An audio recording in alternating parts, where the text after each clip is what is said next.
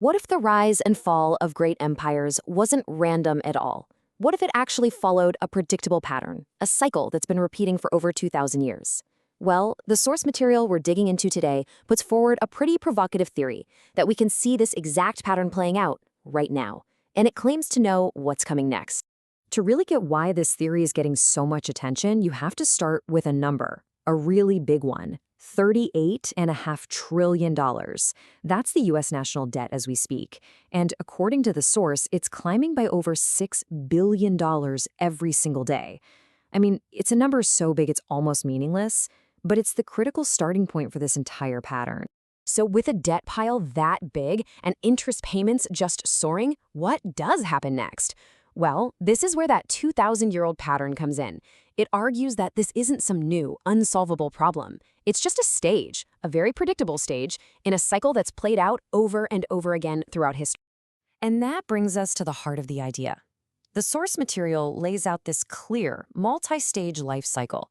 And the argument is, it doesn't matter if you're talking about ancient Rome or modern America. The sequence of events, the stages you go through, and even the final outcome are pretty much identical. And here it is, the 7-stage roadmap. Let's just walk through it real quick. Stage 1, you start strong, with sound money, usually backed by something real like gold. Then in Stage 2, the empire grows, it expands, it builds big projects, starts social programs. But that success leads right into Stage 3.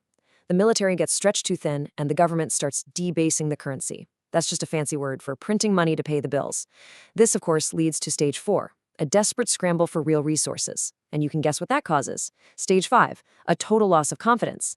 That sets up Stage 6, which is called fiscal dominance. Basically, the debt is so huge it calls all the shots.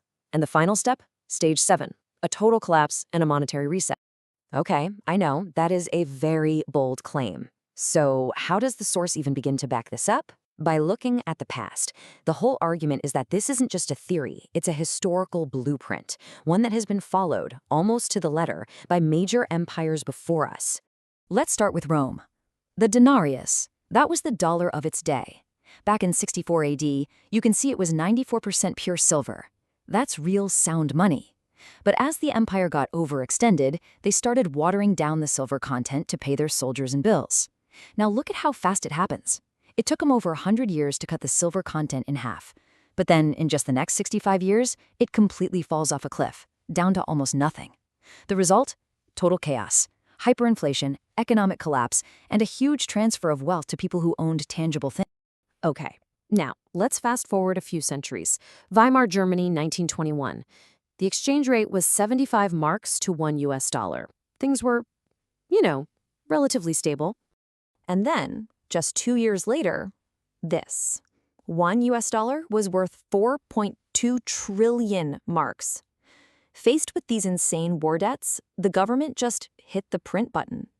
What followed was one of the most famous hyperinflations in history. It completely wiped out the middle class, and, well, we all know what kind of political extremism that led to. The pattern repeated. So after laying out the history, Rome, Weimar Germany, the source material then turns the camera right back on the present day. It takes that exact same 7-stage pattern and lays it right over the monetary history of the United States. So let's see how the source says this applies to the US. It all starts in 1944 with Bretton Woods. That's what linked the US dollar to gold.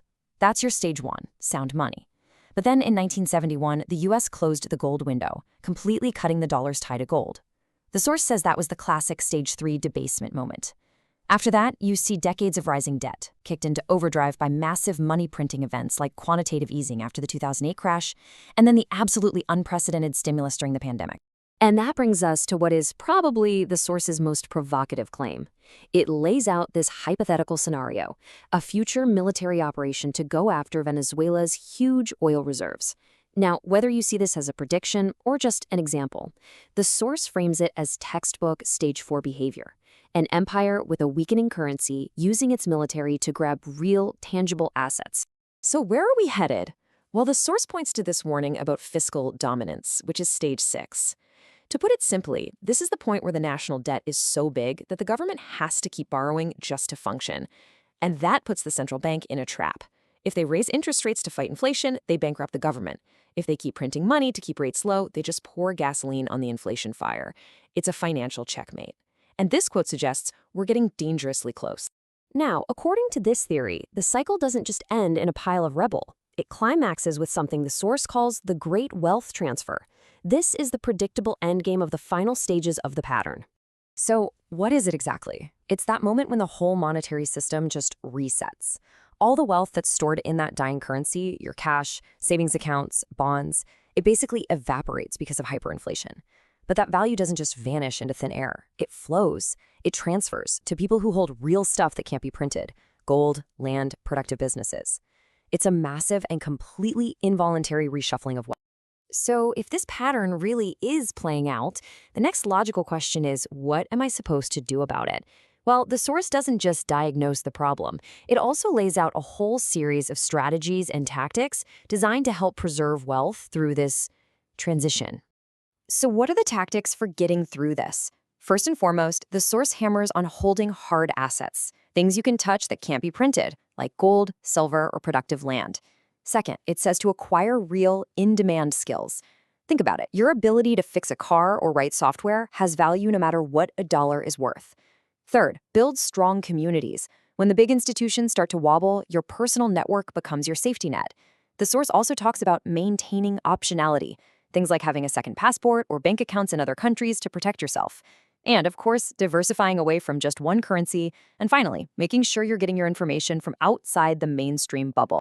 And this is pretty much where the explainer leaves us. It lays out the data, it shows the historical examples from Rome to Weimar, and then it applies that same pattern to today. The source concludes that this isn't really a prediction about the future, but just an observation of a 2,000-year-old pattern that is absolute and seems to be repeating in real time. And it leaves us with one final, very challenging question. If the great wealth transfer is coming, which side of it are you going to be on?